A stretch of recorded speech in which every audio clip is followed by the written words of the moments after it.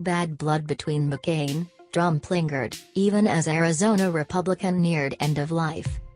It got off to a bad start, and President Donald Trump's venomous relationship with Senator John McCain probably won't end well either.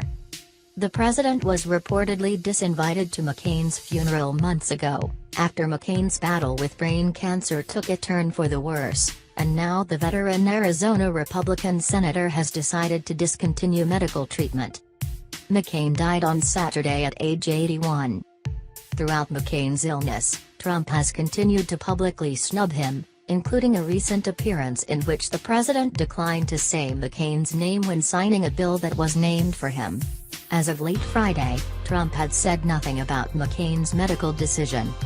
Trump does not want to comment on McCain before he dies, White House officials said, and there was no effort to publish a statement Friday as many politicians released supportive comments on the ailing senator. Their increasingly combative relationship has served as a metaphor of sorts for the Republican Party, the former Vietnam POW and proud conservative who fell short to Barack Obama in his run for president in 2008 versus the loud draft avoider who rapidly seized control of the GOP and White House 8 years later. McCain rarely disguised his distaste for Trump as the real estate developer ran for president on a platform that included attacks on immigrants and U.S. allies. In July 2015, after then-candidate Trump rallied an estimated 15,000 in Phoenix and claimed to represent a silent majority, McCain said Trump had fired up the crazies in his state. The battle was on. By the end of that month, Trump had disparaged McCain's Vietnam War service, saying McCain was not a war hero despite spending more than 5 years as a POW and enduring torture. He was a war hero because he was captured. "I like people who weren't captured," Trump said during a forum in Ames, Iowa. Trump refused to apologize at the time, despite criticism from nearly every corner, and has never retracted the statement. He has occasionally told people that he does not regret the comment.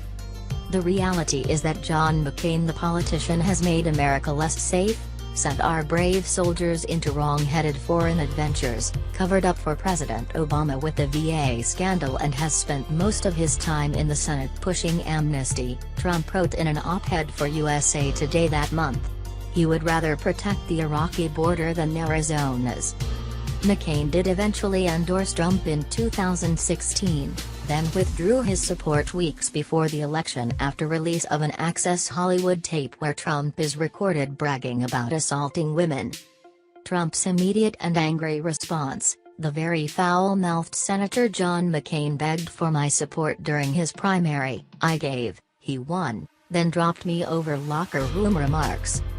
In office, McCain has supported much of Trump's economic and national security agenda, despite his misgivings about Trump's dismissive approach to traditional U.S. alliances. But he has also shown frustration toward Trump's White House, dismissing nominees abruptly from his office or growing angry at senior West Wing aides.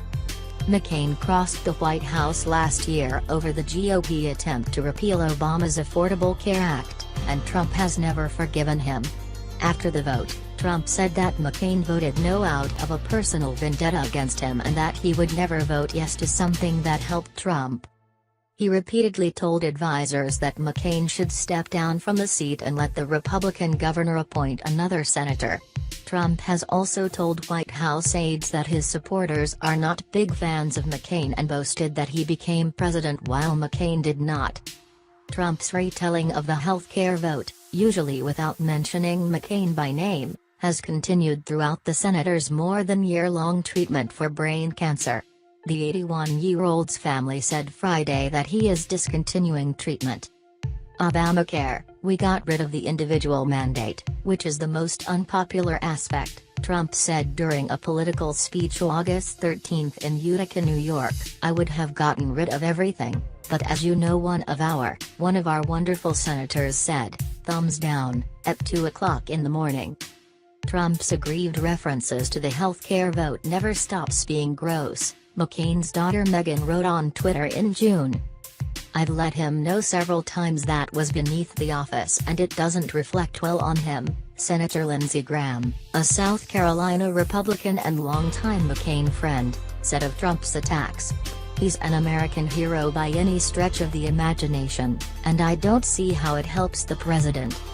Graham said Trump feels like he helped McCain in his primary, and John is sort of picking on him. In May, Trump and Press Secretary Sarah Huckabee Sanders declined to apologize for an aide's remark that McCain's opposition to Gina Haspel, nominee for CIA director, doesn't matter because he's dying anyway. The aide, Kelly Sadler, left her job the next month, but White House aides said her departure was not a punishment for the remark. Trump told advisers he did not care if she apologized or not and was more determined to suss out who leaked the comments, calling advisers in for a West Wing scolding. During occasional Oval Office conversations about McCain's health or status in the Senate, Trump would usually say nothing, current and former officials said. He grew angry regularly that McCain was portrayed as the good guy in the news media and he as the bad guy, according to a former senior administration official who spoke to Trump about McCain.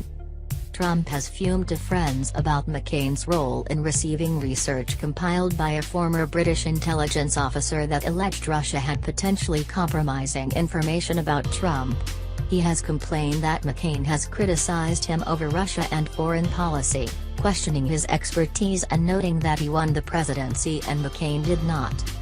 Even a remote risk that the President of the United States might be vulnerable to Russian extortion had to be investigated, McCain wrote in what he called his last book, The Restless Wave, published this year.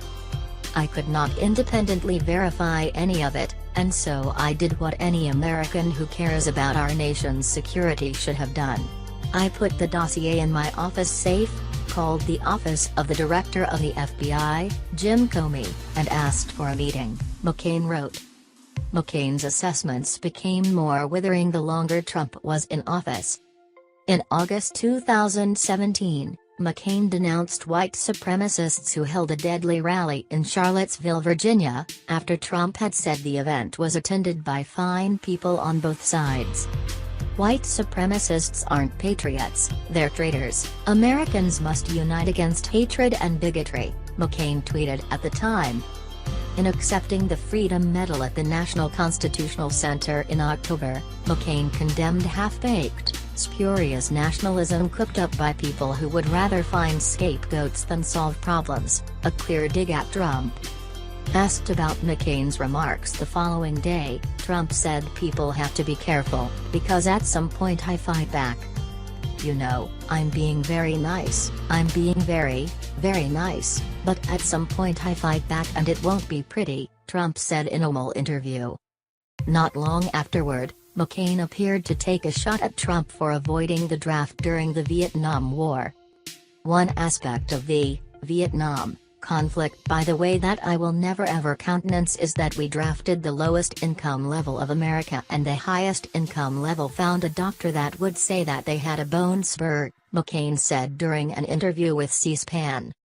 McCain did not mention Trump by name, but his meaning appeared clear. Trump received 5 wartime deferments, including one in which a doctor diagnosed him with bone spurs. Finally, in July, McCain pilloried Trump for his chummy performance alongside Russian President Vladimir Putin at a news conference in Helsinki, calling it one of the most disgraceful performances by an American president in memory. The U.S. president had rhetorically embraced Putin and appeared to side with him over U.S. intelligence officials on Moscow's aggressive election interference. The damage inflicted by President Trump's naivete, egotism, false equivalence, and sympathy for autocrats is difficult to calculate, McCain said. "No prior president has ever abased himself more abjectly before a tyrant." Trump said nothing in response. As McCain spends his final days in Arizona, aides say, Trump is inclined to still say nothing at all.